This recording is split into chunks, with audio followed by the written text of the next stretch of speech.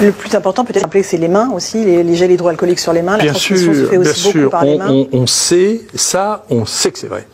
Ça, on sait que c'est vrai. Moi, j'avais été le reviewer du premier article qui avait été fait par Grapp en Pakistan, où vous avez découvert par hasard que ça protégeait des infections respiratoires en testant la protection contre les infections digestives. C'est rendu compte que ça protégeait autant les infections respiratoires que digestives.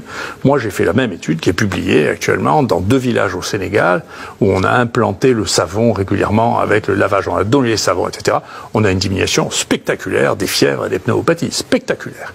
Donc le lavage des mains, le passage de l'eau alcoolisée, et là, j'avais communiqué avec le ministre pour lui dire, et ça a été suivi d'effets immédiats. On n'arrivait pas à trouver, là aussi, les gens, une complexité. L'OMS avait recommandé une formation hydroalcoolique dans laquelle il fallait qu'il y ait la glycine, de l'eau oxygénée, et puis je sais pas quoi. C'est l'alcool à 70 degrés qui tue les bestioles. Donc il faut avoir de l'alcool à 70 degrés, dénaturé pour pas que les gens le boivent, pour que c'est mauvais goût. Voilà. Et avec ça, si on se passe 20 fois par jour les mains avec quelques gouttes d'alcool, le risque de transmission est extrêmement faible. D'ailleurs, je recommande à vos spectateurs et à vous-même de faire de la science, pour une fois, c'est-à-dire de l'observation. Observez n'importe qui autour de vous et posez-vous la question de savoir s'il a un rhume, comment il va vous le transmettre. Vous serez sidéré, en réalité, sauf s'il va vraiment... Par 1000 façons différentes, j'imagine. Non, s'il est bien élevé, il ne va pas vous éternuer dessus, sinon il est dégoûtant, il faut que vous éleviez les gens. Mais il va mettre ça dans un mouchoir, ou il va essuyer son nez avec le truc, il va mettre la main devant la bouche, et puis ensuite il va toucher des choses que vous-même... Et vous allez, si vous l'observez pendant une demi-heure, vous allez comprendre qu'en réalité, c'est pas possible que ça passe par voie respiratoire. Ça passe par les mains.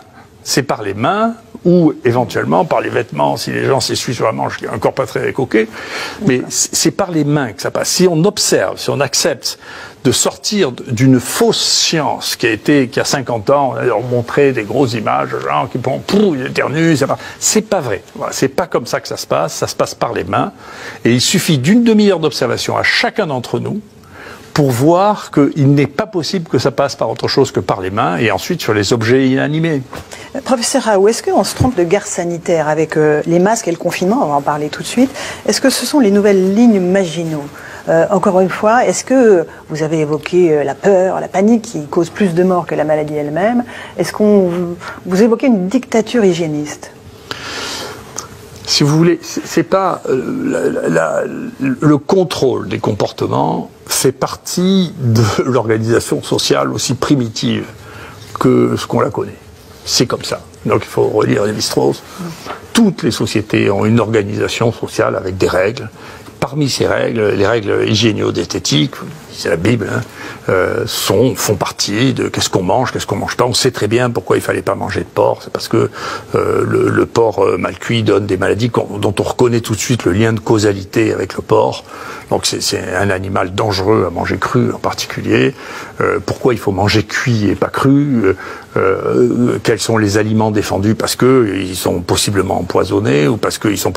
Et donc tout ça, tout le code alimentaire, le code de la pureté, vous voyez, dans l'islam, eh bien, il faut faire 5 fois les ablutions par jour pour être propre, vous voyez.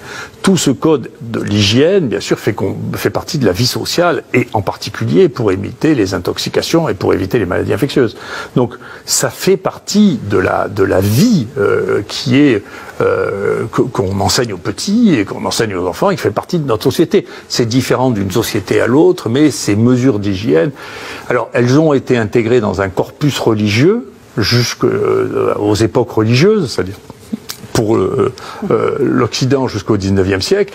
Maintenant, ça a disparu du corpus religieux. Et donc, quand il n'y a plus de religion, le besoin de l'hygiène, c'est d'autres qui s'en emparent, dont l'État qui se substitue, et maintenant c'est l'État qui fait le pape, vous voyez.